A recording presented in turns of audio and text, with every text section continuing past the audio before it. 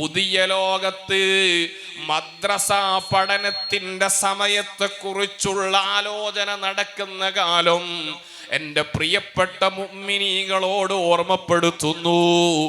എൻ്റെ മക്കൾ മദ്രസയിൽ പഠിക്കണമെന്നത്, അതിന് സമയം കൂടണമെന്ന് ചിന്തിക്കേണ്ടത് മക്കളുടെ മാതാപിതാക്കളാണ് സുഹൃത്തുക്കളെ. എന്തുകൊണ്ടാണെന്ന് നിങ്ങൾക്കറിയോ?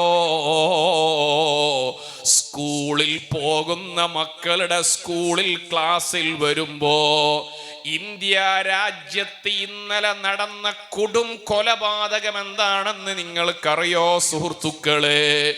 ഇന്ത്യ രാജ്യത്ത് ഹരിയാനയിൽ ഒരു സ്കൂളിൽ രാവിലെ 2 കുട്ടികളോട് തലേ ദിവസം പ്രിൻസിപ്പൾ പറഞ്ഞുവത്രേ, നിങ്ങളുടെ മുടി കുറച്ച് അധികമുണ്ട്, ആ അധികമുള്ള മുടിയൊന്ന് വെട്ടിയിട്ട് നിങ്ങൾ ക്ലാസ്സിൽ വരണം. ഇത് പറഞ്ഞതിൻ്റെ പേരിൽ പ്രായപൂർത്തിയാവാത്ത 2 മക്കൾ രാവിലെ ക്ലാസ്സിലേക്ക് വരുമ്പം കത്തിയുമായിട്ടാണ് വരുന്നത്. എന്നിട്ട് പ്രിൻസിപ്പളിൻ്റെ റൂമിലേക്ക് കയറിയിട്ട് ആ പ്രിൻസിപ്പളെ കുത്തിക്കൊന്നു. ഈ വാർത്ത ഇന്ത്യ രാജ്യത്ത് സ്കൂളുകളിൽ നിന്ന് നിരന്തരം കേട്ടുകൊണ്ടിരിക്കുന്ന വാർത്തയാണ്. എവിടെയാണ് അബദ്ധം സംഭവിച്ചത്? ഗുരുനാഥന്റെ മഹത്വം പഠിപ്പിക്കാനുള്ള സമയം നമ്മുടെ ഭൗതികമായ കലാലയങ്ങളിൽ കിട്ടുന്നുണ്ടോ? അതേ സമയം സുഹൃത്തുക്കളെ, മദ്രസയിൽ നിന്നെന്താണ് പഠിപ്പിക്കുന്നത്? നിങ്ങളെ ഗുരുനാഥൻ ആരാണെങ്കിലും ആ ഗുരുനാഥനോട് സ്നേഹമുണ്ടാവണേ, ആ ഗുരുനാഥന്റെ മുഖത്ത് സ്നേഹത്തോടെ നോക്കണേ. ആ ഗുരുനാഥന്റെ പൊരുത്തമാണ് ജീവിതത്തിന്റെ സമ്പാദ്യമെന്ന് പഠിപ്പിച്ച മുഹമ്മദുർ റസൂലുള്ളാഹി സല്ലല്ലാഹു അലൈഹി വസല്ലമ തങ്ങളുടെ വചനങ്ങളാണ് മദ്രസയിൽ പഠിപ്പിക്കുന്നത്. സ്വന്തം ഉമ്മയാരാണ്, ബാപ്പയാരാണ്? ഭൗതിക സംവിധാനങ്ങളിൽ നിന്ന് മാത്രം പഠനം നടത്തിയിട്ട് വളർന്നു വരുന്ന വിദ്യാർത്ഥികൾ ചർച്ച നടത്തുന്നത് എന്താണെന്നറിയോ? ഉമ്മാക്കും ബാപ്പാക്കും അച്ഛനും അമ്മക്കും ഫാദറിനും മദറിനും എവിടെയാണ് വലിയ സ്ഥാനമുള്ളത്? അതെന്തേ അങ്ങനെ ചോദിക്കാൻ കാരണോ? നമ്മളെക്കാൾ അവർക്ക് എന്താണ് പ്രത്യേകത? ഒരു സ്ത്രീയും പുരുഷനും അവരുടെ ലൈംഗിക താല്പര്യങ്ങൾക്ക് വേണ്ടി പരസ്പരം സംഗമിച്ചപ്പോൾ ഉണ്ടായവരാണ് ഞങ്ങളെന്നല്ലാതെ എന്തു പ്രത്യേകതയാണ് മാതാപിതാക്കൾക്കെന്ന് ചോദിക്കുന്ന ആധുനിക തലമുറയുടെ മുന്നിൽ മദ്രസയിൽ ഒരു 10 മിനിറ്റ് സമയം ഇരുന്നിട്ട് ഉമ്മയുടെ കാലിനടിയിൽ സ്വർഗമുണ്ട് എന്ന് പഠിപ്പിക്കാനുള്ള താല്പര്യം രക്ഷിതാക്കൾക്കുണ്ടോ? ജനാധിപത്യ സംവിധാനങ്ങളിൽ രക്ഷിതാക്കൾക്ക് സ്ഥാനമുണ്ട്. ഇവിടെ ജനാധിപത്യ സംവിധാനങ്ങളിൽ പൗരന്റെ സംസാരത്തിന് സ്ഥാനമുണ്ട്. അതുകൊണ്ട് ഓർമ്മപ്പെടുത്തുന്നത്, എൻ്റെ മകൻ മദ്രസയിൽ ഒരു 10 മിനിറ്റ് പൂർണ്ണമായി പഠിക്കണം, 2 മണിക്കൂർ പഠിക്കണമെന്നുള്ള ബോധോ രക്ഷിതാക്കളിൽ ഉണ്ടാവണേ. ഞാൻ പറഞ്ഞു വരുന്നത്, നമ്മുടെ സാമൂഹികമായ വലിയ ദുരന്തങ്ങൾ നാട്ടിൽ നടന്നുകൊണ്ടിരിക്കുന്നു. മാതാപിതാക്കൾ വിഷാദ രോഗികളായിട്ട് ഓൾഡ് ഏജ് ഹോമുകളിൽ വന്നിട്ട് അവരിങ്ങനെ സങ്കടം പറയാൻ. എൻ്റെ അടുത്ത് പഠിക്കുന്ന കുറച്ച് മുതഅല്ലിമീങ്ങൾ ഈ അടുത്ത് ഒരു വൃദ്ധസദനത്തിലേക്ക് സന്ദർശനത്തിന് പോയി. ആ വൃദ്ധസദനത്തിലേക്ക് സന്ദർശനത്തിന് പോയി കുറച്ച് സമയം അവിടെ ഇങ്ങനെ ചെലവഴിച്ചു. ആ വൃദ്ധസദനത്തിലുള്ള പ്രായമായ ഉമ്മ ബാപ്പമാർ അച്ഛനമ്മമാരോട് ഇങ്ങനെ സംസാരിച്ചു. കുറെ പാട്ടുകൾ പാടിക്കൊടുത്തു. അവരുടെ സമയം കഴിഞ്ഞപ്പം തിരിച്ചു വരാനിരിക്കുമ്പോൾ അവിടെയുള്ള പ്രായമുള്ള അമ്മമാര് ഉമ്മമാര് ഉപ്പമാര് ആ മക്കളെ കെട്ടിപ്പിടിച്ചുകൊണ്ട് പറയാ, ഞങ്ങൾക്ക് ഇങ്ങനത്തൊരു മകനെ ഉണ്ടാക്കിയെടുക്കാൻ കഴിഞ്ഞില്ലല്ലോ. സ്വന്തം ഉമ്മയാരി ബാപ്പയാരെന്ന് തിരിച്ചറിയുന്ന ഒരു ഉമ്മയുടെ ബാപ്പയുടെ സമീപത്ത് വന്ന് അവരെന്ന് സന്തോഷിപ്പിക്കണം എന്ന് ചിന്തിക്കുന്ന മാതാപിതാക്കൾ, മക്കളുണ്ടാവാത്തതിൻ്റെ സങ്കടം മാതാപിതാക്കൾ ആശങ്കകളായിട്ട് പങ്കുവെക്കുകയാണ്. ഇതെവിടെയാ പ്രശ്നങ്ങൾ സംഭവിക്കുന്നത്? നമ്മൾ മനസ്സിലാക്കേണ്ടതുണ്ട്. മനുഷ്യൻ എന്ന് പറയുന്ന ഏറ്റവും വലിയ ഈ പ്രപഞ്ചത്തിലെ തന്നെ അത്ഭുതകരമായ ഈ വസ്തു, ഈ മനുഷ്യന് വേണ്ടിയാണ് പ്രപഞ്ചത്തിലെ എല്ലാ വസ്തുക്കളെയും സ്രഷ്ടാവായ അല്ലാഹു സംവിധാനിച്ചത്. മനുഷ്യൻ അതിനെ ഉപയോഗപ്പെടുത്തേണ്ടവനാണ്. ആ മനുഷ്യൻ അതിനെ ഉപയോഗപ്പെടുത്തുമ്പോ അതിനനുസരിച്ച് മനുഷ്യന്റെ ബോധം വളരേണ്ടതുണ്ട്. മനുഷ്യൻ ഒരിക്കലും ചിന്താശേഷിയില്ലാത്ത മൃഗങ്ങളായി മാറിയാൽ ലഹും ഖുലൂബുൻ ലാ യഫ്ഖഹൂന ബിഹാ, മനുഷ്യനെ സംബന്ധിച്ചിടത്തോളം നല്ല ചിന്തിക്കാനുള്ള ശേഷി മനുഷ്യന് കൊടുത്തിട്ടുണ്ട്. അവർക്ക് കാഴ്ചയുണ്ട്, കാണാനുള്ള അവസരം കൊടുത്തിട്ടുണ്ട്. പക്ഷേ നല്ലതവര് കാണൂല. അവർക്ക് കാതുണ്ട്, നല്ലത് കേൾക്കൂല. ഖുർആൻ അവരെ കുറിച്ച് പറഞ്ഞത് ഉലൈക കൽ അൻആം, അവര് മൃഗങ്ങൾക്ക് സമാനമാണ്.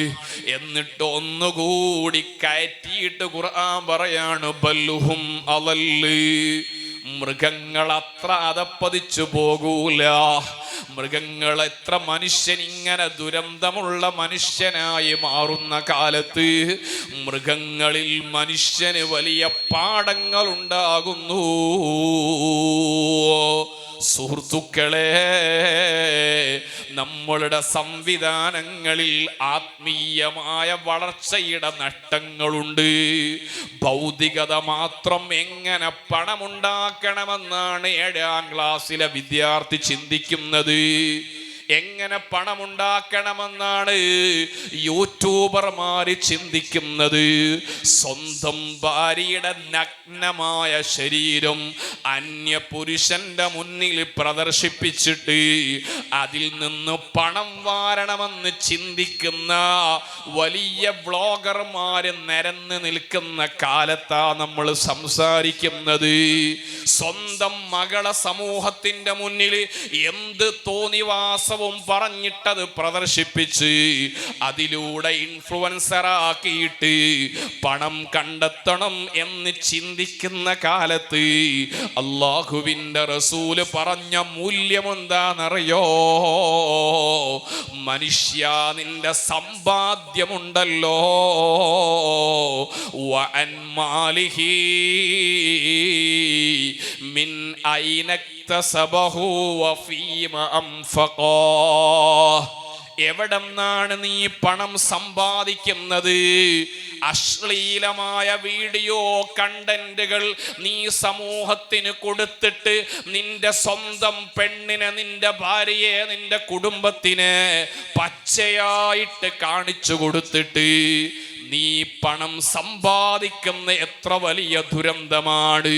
നിന്റെ നിന്റെ സഹോദരിമാരെ, നിന്റെ ഭാര്യമാരെ അവരെ സമൂഹത്തിന്റെ മുന്നിൽ പ്രദർശിപ്പിച്ച്, അടുക്കള പ്രദർശിപ്പിച്ച്, ആരുടെ മുന്നിലും പ്രദർശിപ്പിക്കാൻ ഇഷ്ടപ്പെടാത്ത പ്രൈവറ്റായ സ്ഥലങ്ങൾ പ്രദർശിപ്പിച്ച് അതിലൊക്കെ അഭിമാനം കൊണ്ട് പണമുണ്ടാക്കിയിട്ട് സുഖിക്കണമെന്ന് ചിന്തിക്കുന്ന മനുഷ്യ,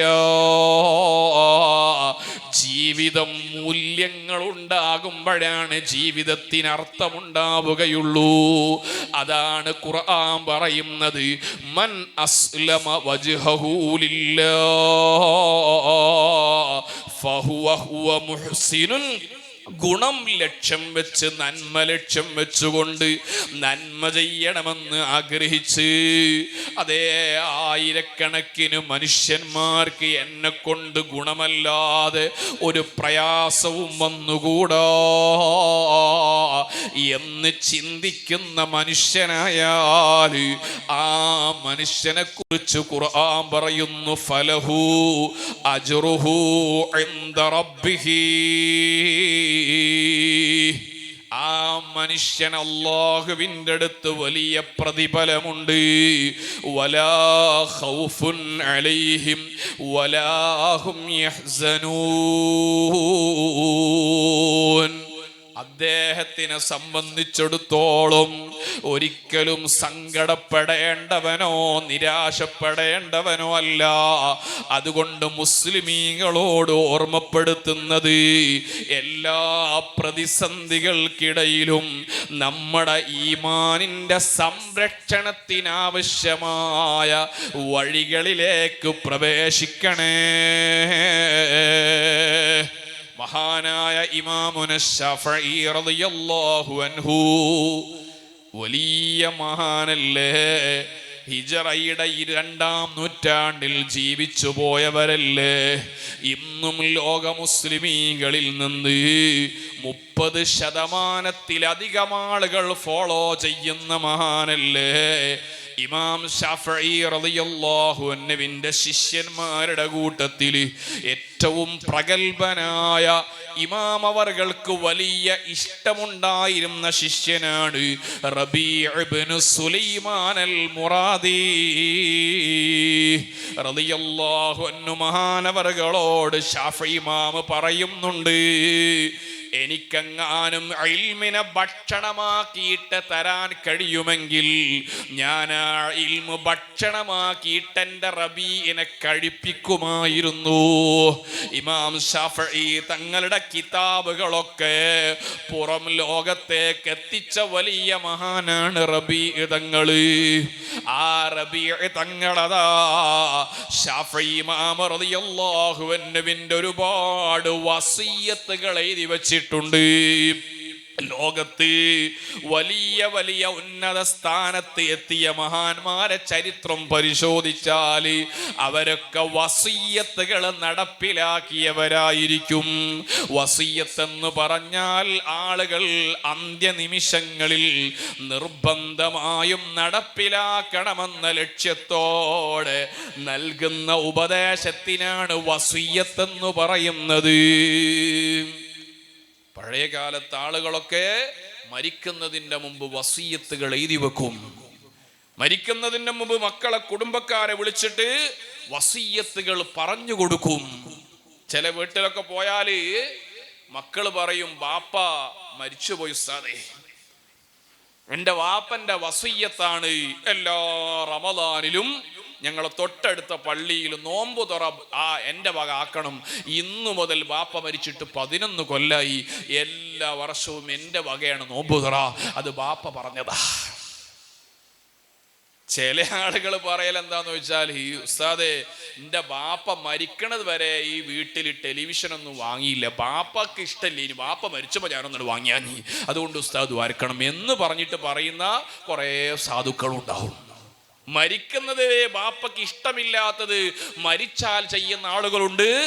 അതേസമയം ബാപ്പ പറഞ്ഞ വസിയ്യത്തുകൾ നടപ്പിലാക്കുന്ന ആളുകൾ, അങ്ങനെ ഒരുപാട് വളരെ മോശപ്പെട്ട മനുഷ്യനാ, പക്ഷേ ജീവിതത്തിൽ പല തെറ്റും ബാപ്പ മരിക്കുമ്പം പറഞ്ഞ വസിയത്താ, അതുകൊണ്ട് ഞാൻ ഏറ്റെടുത്തു എന്ന് പറഞ്ഞ് അത് കാരണത്താൽ ജീവിതം മുഴുവനും നന്നായ എത്രയോ മനുഷ്യന്മാരുണ്ട്. പരിശുദ്ധ ഖുർആൻ നോക്കൂ നിങ്ങൾ.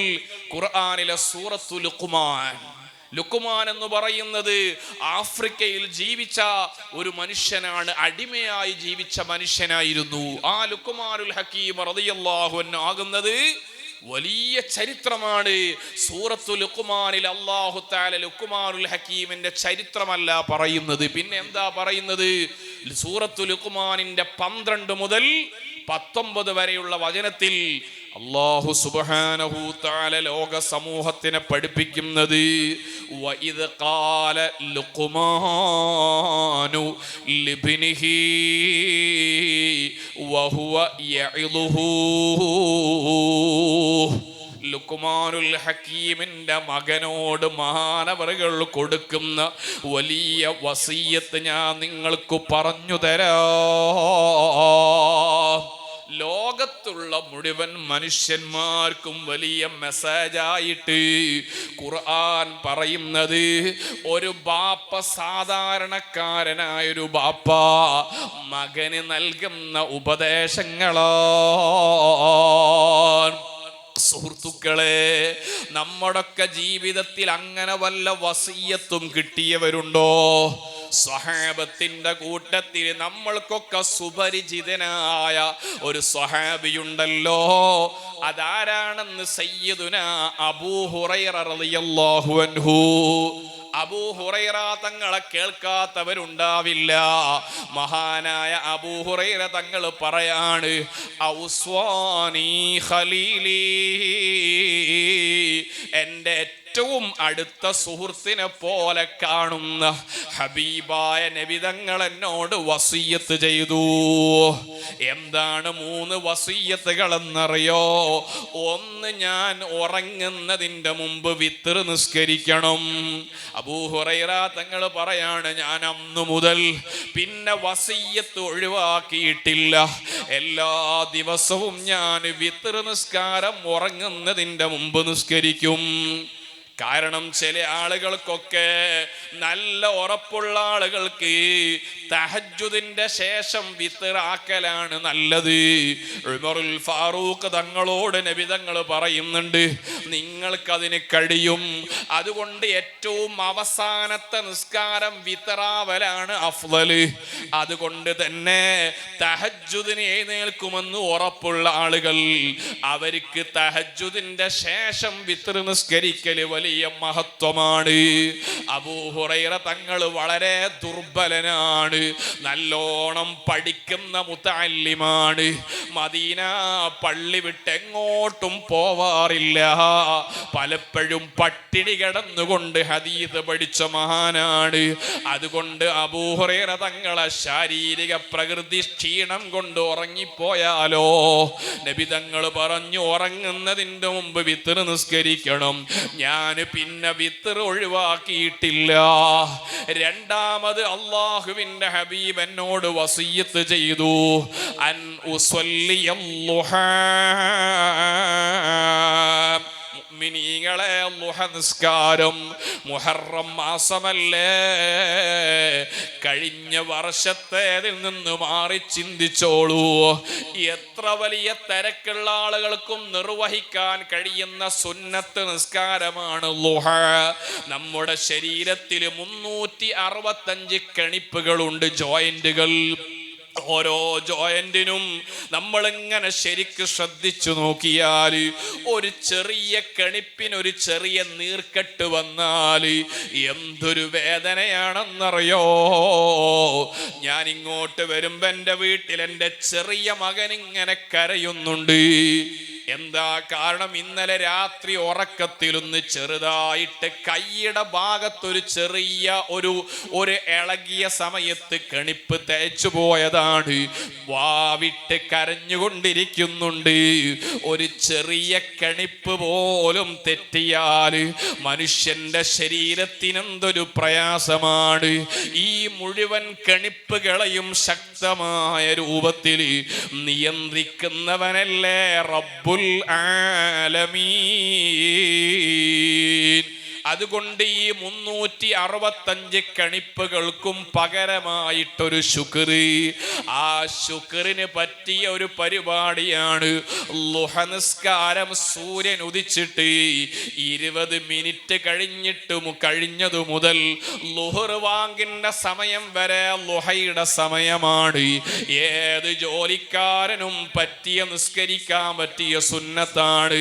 അബൂ ഹുറൈറ തങ്ങൾ പറയാണ്, ഞാൻ പിന്നീട് ളുഹ നിസ്കാരം പതിവാക്കി. വീണ്ടും പറയുന്നു, അൻ അസൂമ സലാസത അയ്യാമിൻ ഫീ കുല്ലി ശഹ്ർ, എല്ലാ മാസത്തിലും 3 നോമ്പ് നോൽക്കാൻ. എല്ലാ മാസത്തിലും റമളാൻ കഴിഞ്ഞാൽ 11 മാസമില്ലേ? നമ്മളൊക്കെ റമളാൻ കഴിഞ്ഞിട്ട് പിന്നെ എപ്പോഴാ സുന്നത്ത് നോമ്പ് നോൽക്കുന്നത്? അബൂ ഹുറൈറ തങ്ങൾ പറയാണ്, അയ്യാമുൽ ബീദ്, അറബി മാസം 13, 14, 15, ഈ 3 ദിവസവും ഒരു മനുഷ്യന് നോമ്പ് നോറ്റാൽ 1 വർഷം മുഴുവനും നോമ്പ് നോറ്റ പ്രതിഫലം. എന്താണ് കാരണം എന്നറിയോ? ഒരു നന്മക്ക് ചുരുങ്ങിയത് 10 കൂലിയാണ്. അങ്ങനെ 3 നോമ്പ് നോറ്റാ 30 കൂലി. അങ്ങനെ 11 മാസവും 3 നോമ്പ് നോറ്റാല് 30 നോമ്പാണ്. അതുകൊണ്ട് അറബി മാസത്തിന്റെ അയ്യാമുൽ ബീദിനോ ഇനി കഴിയാത്തവർ തിങ്കളാഴ്ചകളിലോ നോമ്പ് നോറ്റി മാസത്തിലൊരു 3 നോമ്പ് നോൽക്കാൻ കഴിഞ്ഞാൽ അബൂ ഹുറൈറ തങ്ങൾ പറയാണ്, അല്ലാഹുവിന്റെ ഹബീബിന്റെ വസിയ്യത്ത് എൻ്റെ ജീവിതത്തെ വല്ലാതെ സ്വാധീനിച്ചു. ദുനിയാവിലും ആഖിറത്തിലും രക്ഷപ്പെടാനുള്ള മാർഗമാണ് മഹാന്മാരെ വസിയ്യത്തുകൾ നടപ്പിലാക്കുക. മഹാന്മാരെ വസിയ്യത്തുകൾ, മഹാന്മാരായ ആളുകൾ പറഞ്ഞുപോയ വസിയ്യത്തുകൾ മാത്രം വസ്വായ എന്ന കിതാബുകൾ ഇഷ്ടം പോലെയുണ്ട്. വസ്വായ ലുഖ്മാനുൽ ഹക്കീം റളിയല്ലാഹു അൻഹു, വസ്വായ ഇമാമുൽ ശാഫിഈ, ഇങ്ങനെ ഒരുപാട് മഹത്തുക്കളുടെ വസിയ്യത്തുകൾ മാത്രം ക്രോഡീകരിച്ച കിതാബുകളുണ്ട്. ഇമാം ഗസാലി റളിയല്ലാഹു അൻഹുവിന്റെ വിശ്വപ്രസിദ്ധ ഗ്രന്ഥമാണ് ഇഹ്യാ ഉലൂമിദ്ദീൻ. ആ കിതാബിന്റെ ഇടക്കിടക്ക് ഇമാം ഗസാലി റളിയല്ലാഹു അൻഹു കൊണ്ടുവരും ഇമാം ഗസാലി തങ്ങളുടെ ഇഹ്യാ ഉലൂമുദ്ദീന്റെ പ്രത്യേകത എന്താണെന്നറിയോ സുഹൃത്തുക്കളെ? ആധുനിക ലോകത്തുള്ള വലിയ ഫിലോസഫർമാര് പോലും അതിനെക്കുറിച്ച് ഗവേഷണം നടത്തിയിട്ടുണ്ട്.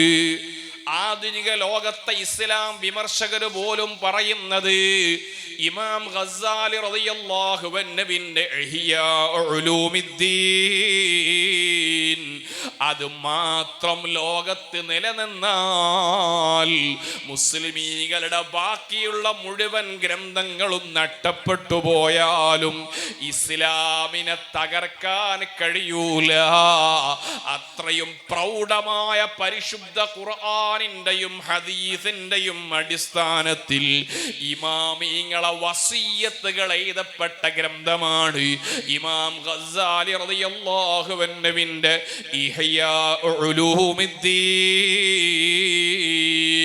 കഴിയുമെങ്കിൽ മുഅ്മിനീങ്ങളെ, നമ്മുടെ പരിസരത്തുള്ള നല്ല നല്ല ഗുരുനാഥന്മാരുടെ സമീപത്തു പോയി നല്ല തഖ്വയുള്ള ആധികാരികതയുള്ള നമ്മുടെ ഉലമാഇന്റെ റൂട്ട് മനസ്സിലാകുന്ന നല്ല സൂക്ഷ്മശാലികളായ പണ്ഡിതന്മാരുടെ മുന്നിൽ നിന്ന് ഒരൽപ്പം ഇഹ്യാ ഉലൂമുദ്ദീൻ ഒന്ന് കേട്ടു നോക്കൂ.